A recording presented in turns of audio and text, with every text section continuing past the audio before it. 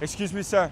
Sir, how did you get rich? How did I get rich? Have you ever had to call a plumber? A plumber? I owned one of the biggest plumbing companies in the world. Are you serious? How big was the company? What was the most amount of money you made in a single year? I sold the company in 2023 for £4.1 billion.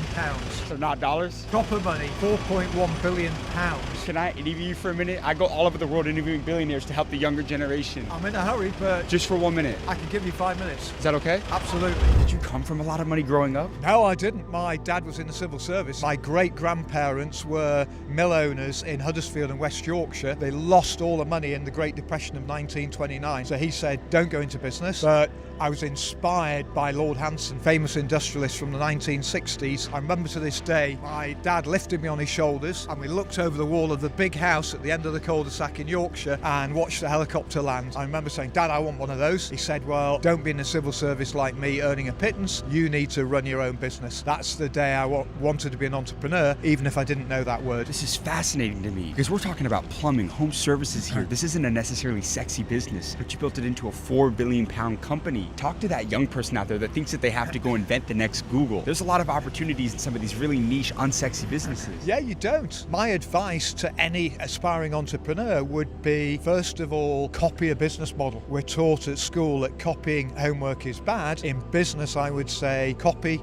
and then improve slightly. So don't reinvent the wheel. Don't reinvent the wheel. Go and buy a copy of Entrepreneur magazine. It's got all of the franchise businesses listed. Run through it, decide which is the business you want to run, copy their model, but do it yourself. Don't buy a franchise. Hire a few people to work for you, and that's how you become very wealthy. I'm going to challenge you, Richard. Take me back to the most life-changing conversation you ever had. What is the greatest piece of advice that you received throughout your career? It was from Jim Collins, who wrote the book Good to Great, the second best business book ever written. And he said, to be successful, you need to be a hedgehog. Entrepreneurs are like me. We're all foxes. We're always looking for the next opportunity. We have an idea every day, and we need to be hedgehogs, moving in a methodical direction. If somebody comes along and has a harebrained idea, we put up our prickles, we ignore it, and we keep going with a very simple, clear model without distractions. So you said that was the second best business book that's been ever Yeah. been written. What's the first one? The best book that's ever been written is called How to Make $1 Billion in 9 Steps. Who's that It by? became a bestseller in the Sunday Times list when it came out in July last year, and it's written by me, You? Richard Harpin. So how does someone make $1 billion? Tell me right now, man. How does somebody make $1 billion?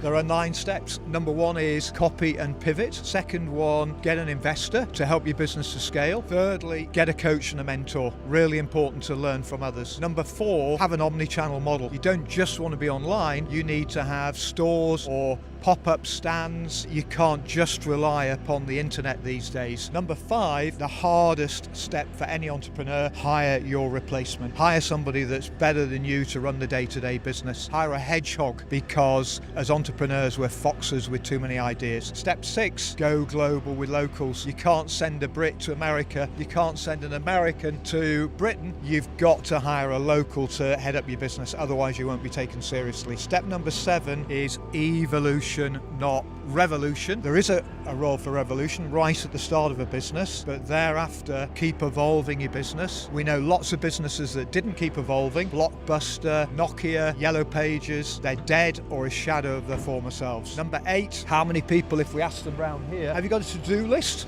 Everybody would put up the hand. Have you got a to-do list? Everybody puts up their hand. If you say, have you got a not to-do list? Nobody puts up their hand. I do now, because I've learned that a not to-do list is more important than a to-do list. And the final step to make £1 billion is hone your character. This is about forget the stuff that you're bad at, and I was bad at loads of stuff, and focus on the things that you're really good at and hire other people to do those other things that we don't like doing, like running the day-to-day. Get them to do it so you can focus on the vision and the growth and the business development. Richard, you know they don't teach this in school, right? I wish they did. What is the most amount of money you paid in taxes in 1 year? I paid nearly £100 million in tax when I sold HomeServe, but it was worth it because I made a lot of money, and I do believe in giving back and paying taxes. I don't believe in running off and living in a tax-free environment. So you think that billionaires should pay their taxes? Absolutely. So long as they stay relatively low and affordable, then